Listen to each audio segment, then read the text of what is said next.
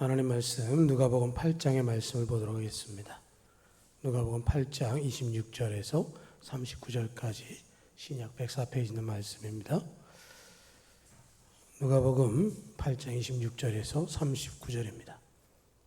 그들이 갈릴리 맞은편 거라사인의 땅에 이르러 예수께서 육지 내리심에 그 도시 사람으로서 귀신 들린 자 하나가 예수를 만나니 그 사람은 오래 옷을 입지 아니하며 집에 거하지도 아니하고 무덤 사이에 거하는 자라. 예수를 보고 부르짖으며 그 앞에 엎드려 큰 소리를 불러 이르되 지극히 높으신 하나님의 아들 예수여, 당신이 나와 무슨 상관이 있나이까?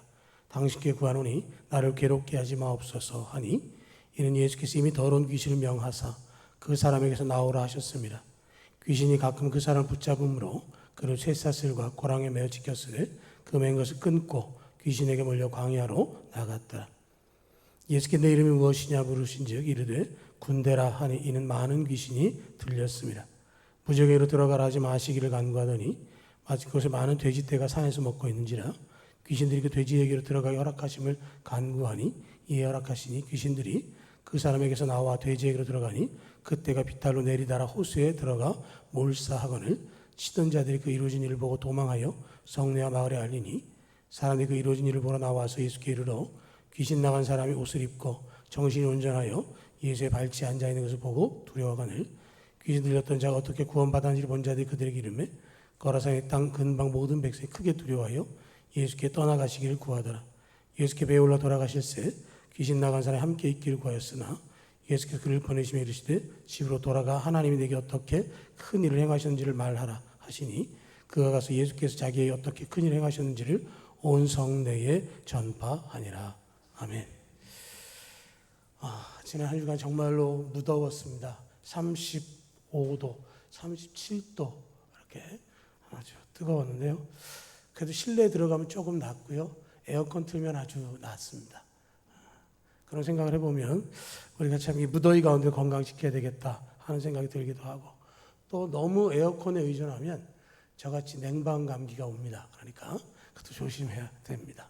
잘 조절하고 할 때 우리가 하는 거죠. 어떻게 보면 일상 가운데 더우면 시원한 물 찾고 추우면 따뜻한 물 찾고 그런 필요들이 우리가 주어지는 걸 보면 참 좋다라고 생각이 되어지는데, 오늘 누가복음 8장의 말씀, 우리가 성경 속의 제목을 보면 귀신 들린 사람을 고치시다 이렇게 표현하고 있고요. 성경 관련한 책들에서 이 사람을 소개할 때 뭐라고 소개하냐면 거라사의 광인 이렇게 소개를 합니다. 그래서 거라사라고 하는 것은 그 갈릴리 호수 남동편에 있는 그 데가볼리 중에 한 성읍인 가다라에 있는 그런 곳이기도 하고요. 거기에 또 사람이 있었다라고 이야기를 하는데, 예수님께서 육지에 내리셔서 그 도시 사람으로서 귀신 들지 하나가 예수를 만나는 그곳으로 건너가도록 하셨습니다. 예수님이 사역을 하시고 저녁에 쉬지 않고 그 저녁에 갈릴리 호수를 건너서 이 거라사 지역으로 건너가셨고, 그곳에 건너가셔서 귀신 들린 사람을 만나셨다라고 하는 것이죠. 생각해 보면 이 사람에 관한 이야기는 이미 그 갈릴리 주변에 많이 퍼져 있었을 것이고 그 사람의 형편에 대해서도 많이 들었을 것입니다. 그런데 그 사람의 형편을 듣고 상황을 알지만 직접 그 사람을 만나러 간 사람들은 거의 없었는데, 예수님께서는 그를 만나기 위해서 갈릴리 호수 건너편으로 가기를 원하셨습니다. 우리가 상상하지 못하는 어렵고 힘든 사람들이 참 많이 있습니다. 제가 필리핀에 다녀왔을 때 보면 쓰레기를 모아놓는 곳에 사는 사람들이 있습니다. 그래서 그들이 버리게 된 쓰레기 가운데서 쓸만한 거 골라서 팔고 먹을 거 있으면 먹고 그랬던 사람이 있는데, 거기서 사역하는 교회도 간 적이 있는데 한국에서 손님 왔다고 콜라를 대접받았는데 비닐봉투 콜라를 받았습니다. 비닐봉투 콜라. 뭐냐면 콜라 한 병을 사줄 수가 없어서 콜라 한 병을 사서 비닐봉투에 이렇게 따라서 파는 겁니다. 그럼 그거를 1인분씩 주는 거거든요. 그렇게 먹기도 했는데, 그런 데가 있고요. 세계 극한 직업 같은 데 이렇게 보면 정말 상상할 수 없는 사람들의 장면들을 많이 봅니다. 저런 길을 가야 되나 뭐 이런 데도 있고 한데, 그 사람들 나오는 사람들의 일반적인 삶을 보면 하루 그들의 생활비가 $2 정도, 우리 돈으로 한 2,500원, 3,000원이면 하루를 사는 거죠. 우리가 생각하는 것과 비교할 수 없을 정도로 아주 열악한 사람들이 참 많다라는 생각이 들기도 하고요. 또 그러면서 보면 우리가 정말 잘 살고 있지만 또 다 잘 사는 거냐? 또 넉넉하다라고 말하지만 다 넉넉하냐? 건강하다고 하지만 전부 다 건강하지 않고 그렇지 못한 사람도 참 많이 있다라는 것을 볼 수 있는데, 예수님께서 제자들과 함께 이 거라사로 건너가셨고요. 배에서 내렸더니 거기에서 귀신 들린 사람이 예수님을 만났습니다. 그 사람을 소개하는 내용이 나와 있죠. 오래 옷을 입지 아니하며 집에 거하지도 아니하고 무덤 사이에 거하는 사람이었다라고 이야기를 하고 있습니다. 그리고 29절에 보면 그 사람이 쇠사슬과 고랑에 매여 있음에도 불구하고 맨 것을 끊고 귀신에게 몰려 광야로 나갔더라라고 표현하고 있습니다. 그러니까 귀신 들린 이 사람은 외형적으로도 미친 게 티가 나고 또 소리 지르거나 행동하는 것을 봐서도 이해할 수 없는 그런 일들이 그 사람 주변에서 일어나는 것이죠. 통제할 수 있는 가장 좋은 방법은 묶어두는 거기 때문에 쇠사슬과 고랑으로 묶는 것이죠. 그런데 그거조차도 끊고 도망하고 뛰어나가는 것을 볼 수 있는 것입니다. 그런 사람들이, 그 사람이 옷을 입지 않고 무덤 사이를 다니면서 밤낮 소리를 지르며 살면 그 주변 사람들은 공포죠. 두렵고 겁이 날 수밖에 없습니다. 그런데 그럼에도 불구하고 그 사람에게 가까이 할 수 있는 사람도 없어요. 일가 친척 중에 조금이라도 손을 댈 수 있겠지만 그 사람도 그저 먹을 것 던져주는 정도로 끝나는 것입니다. 그래서 이런 사람들과 같은 사람들이 참 의외로 많이 있습니다. 우리 주변에 묻지마 살인한 사람도 있고요. 자기 마음에 안 든다고 소리소리 지르고 재산을 나눠주지 않았다고 형과 어머니를 때려 죽이기도 하고 별의별 사람들이 다 있습니다. 그런 사람들 생각해 보면 정말로 그들 앞에 하나님 복음이 증거되고 그들이 달라지지 않으면 그런 어떻게 은혜가 있을 수 있느냐라는 생각을 하기도 하고요. 또 한편으로 보면 이 귀신 들린 사람 예수님 만나니까 뭐라고 반응을 하냐면 28절에 지극히 높으신 하나님의 아들 예수여 당신이 나와 무슨 상관이 있나이까? 당신께 구하노니 나를 괴롭게 하지 마옵소서라고 지금 이야기를 합니다. 제가 지난번에도 야고보서 하면서 말씀드렸지만 귀신은 예수님을 귀신같이 합니다. 그러니까 예수님을 향해서 하나님의 아들이 당신이 우리와 무슨 상관이 있기에 나를 괴롭히러 오셨습니까? 라고 얘기를 지금 하고 있는 거예요. 자기에게 오면 자기가 쫓겨나는 것을 알기 때문에 그 이야기를 하는데 예수님께서는 그를 향해서 이야기하시기를 내 이름이 무엇이냐라고 물으셨습니다. 귀신 들렸지만 그 사람에게도 이름이 있었을 거예요. 그런데 대답을 뭐라고 하냐면 군대라고 대답을 하고 있습니다.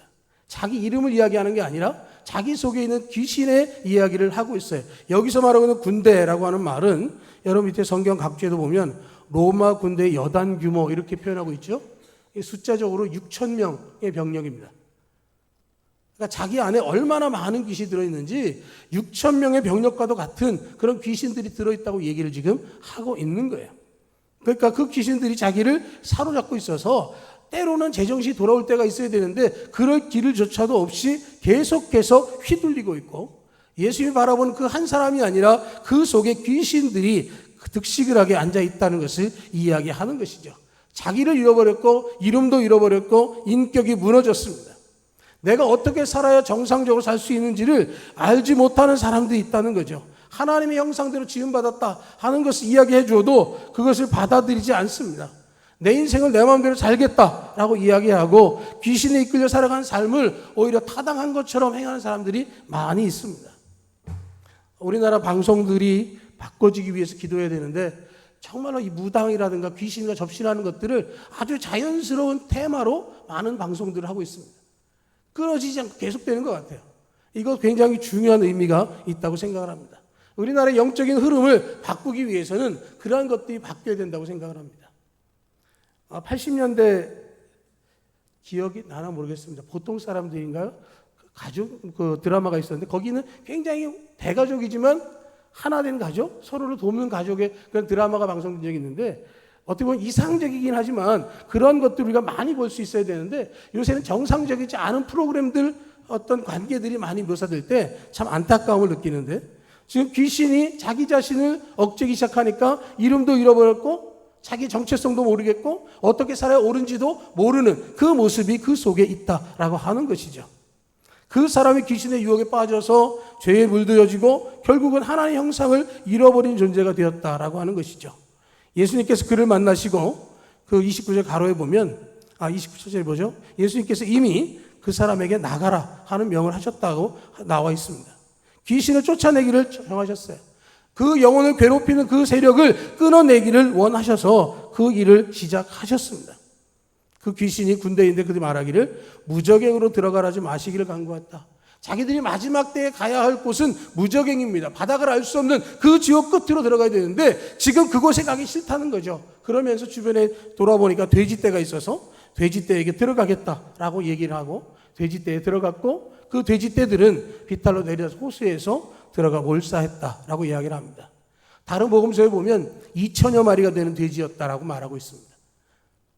아까 군대는 6천 병력인데 2천 마리 돼지가 물에 빠져서 죽었습니다.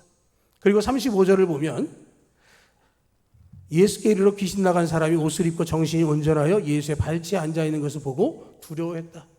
그들이 두려워했던 한 사람이 제정신을 차리고 옷을 입고 예수님의 발치에 앉아 있습니다. 정상으로 회복이 되어졌어요.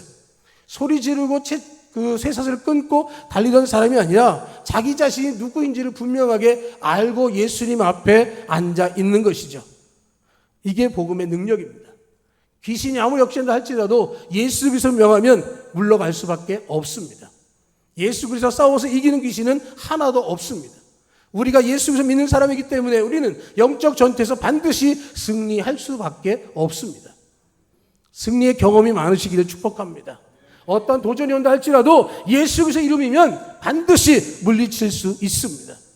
하나님께서 우리에게 그걸 원하고 계세요. 나는 너에게 능력을 주기를 원하고 내가 너와 함께 하기를 원하고 내가 널 지키겠다라고 말씀하시기 때문에 그 말씀에 의지한다면 우리는 반드시 승리할 수 있는 것이죠. 어떤 그 얘기가 이런 게 있습니다. 시골에 있던 한 친구가 서울로 상경해서 직장을 잡고 열심히 일을 했습니다. 직장에서 일을 하는 동안에 돈도 잘 벌고 친구도 많았고 미래에 대한 기대, 승진과 사업에 대한 성공을 꿈꾸고 있었는데요. 거래처에부터 유혹에 빠졌습니다. 도박에 손을 대기 시작하고 도박에 손을 대다 보니까 회사의 자금을 횡령하게 되고 결국은 법정에 섰습니다. 재판을 받고 5년형을 받고 축출소를 했습니다. 그런데 자기와 함께 했던 친구들 누구도 자기를 찾아주지 않았습니다. 할 수 없이 시골로 다시 내려가서 고향 마을을 갔는데 자기가 5년 동안 감옥에 있는 동안에 어머니가 마을로부터 외딴 곳으로 이사했다는 것을 알게 됐고요. 그리고 그곳에서 어머님은 이미 돌아가신 것을 발견하게 됐습니다. 너무도 힘들고 어려운데 그곳에서 어머니의 지우품을 이루어짜고 정리하다가 어머니의 성경책을 발견했습니다. 그 성경책 페이지를 넘기는데 첫 페이지에 자기 이름이 써 있고 거기다 이렇게 써놓으셨습니다. 아들아, 하나님은 너를 절대 포기하지 않아. 그런데 그 성경이 너무 오래도록 방치되어 있어서 곰팡이도 피고 또 구겨지기도 하고 그리고 때로 뜯어진 장면도 있어서 그 성경을 펼쳐서 읽기는 하지만 맥이 이어지지 않은 그런 것들을 볼 때가 있었는데 성경을 펼치다가 오늘 우리가 읽은 이 말씀 누가복음 8장 35절의 말씀을 본 겁니다. 앉아있고 옷을 입고 정신이 온전한 예수의 발 앞에 앉아있다. 자기 자신을 거기에 대입한 거예요. 자기가 제정신이 아니고 미쳐서 도박과 횡령으로 빠져들어갔지만 이제 정신 차리고 앉아있고 옷을 입고 정신이 온전해서 예수님 앞에 있기만 한다면 자기도 다시 회복할 수 있다라고 하는 것이죠. 그래서 그 찢어진 성경책을 페이지를 찾아가며 이어붙이면서 복음서를 읽기 시작하고 그리고 몇 달 후에 그 마을에 있는 교회에 나가기 시작을 했습니다. 사람들도 외면당했던 그 사람이 교회를 나가서 교회에서 자기 자신이 너무 부끄러우니까 교회에서 가장 남들이 하기 싫어하는 것, 화장실 청소하고 마당을 청소하고 아이들이 오면 다칠까 교회 마당을 정리하는 일들을 하게 되었습니다. 그리고 오랜 시간이 지나서 그가 간증하기를 내 인생은 찢어진 성경과도 같았는데 하나하나 붙여진 이 성경처럼 내 인생을 하나님께서 새롭게 만들어 주셨습니다 라고 간증하고 그 교회에 그 성경책이 기증되고 전시가 되어졌습니다. 그리고 오랜 시간 후에 그는 다시 직장을 잡고 생활을 회복할 수 있었습니다. 우리 인생 가운데 이런 일들을 수없이 겪습니다. 내 혼자만 갖고 있는 아픔과 상처가 있어요. 누군가에 드러내지 못하는 아픔이 있습니다. 그런데 그것이 말씀 가운데 회복되어집니다. 예수 그리스도를 만나면 주의 사랑으로 그것이 보듬어지고 하나가 될 수 있는 회복의 은혜를 허락해 주시는 거죠. 거라사의 광인과 같은 인생이 하나님 안에서 회복되어지고 온전하게 되어지는 것이죠. 그 사람이 예수님께 부탁을 합니다. 38절을 보면 귀신 나간 사람이 함께 있기를 구하였으나 예수께서 그를 보내셨다라고 말씀을 하고 있습니다. 내가 큰 은혜를 입었으니 예수님 나도 함께 하길 원합니다 라고 말하지만 예수님께서는 의외의 말씀으로 집으로 돌아가서 하나님 내게 어떻게 큰 일을 행하셨는지를 말하라 하는 말씀을 합니다. 그 말을 듣고 예수께서 자기에게 어떻게 큰 일을 행하셨는지를 온 성내에 전파하게 되어졌습니다. 아마 자기 집에서 시작했을 겁니다. 그런데 사람들에게 소문났겠죠. 그 무덤가에 뛰돌던 그 미친 사람이 제정신을 찾았대더라. 주변에 왔을 겁니다. 그 이야기 하나 들으면서 그 사람들이 예수님에 관한 말씀을 확실하게 들을 수 있었을 것입니다. 어찌 보면 예수님은 그 사람의 가장 시작하는 초점부터 다시 회복하도록 만들어 주신 것이죠. 그곳에부터 내가 하나님 은혜를 입었음을 증거하라고 말씀해 주고 있습니다. 회복은 끝이 아니라 새로운 사명의 시작입니다. 우리 주님께서 우리를 치유하실 뿐만 아니라 다시 세상으로 보내시죠. 갈릴리 호수 건너편 그 한 사람의 영혼을 위해서 예수님께 찾아가시는 것처럼 우리를 통해서 또 다른 사람들에게 내가 만난 예수 그리스도, 내가 만난 구원의 은혜를 증거하도록 우리를 보내주시는 겁니다. 우리가 회복되었다면, 우리가 사명을 깨달았다면 그 사명에 충실하기를 말씀하고 있는 것이고요.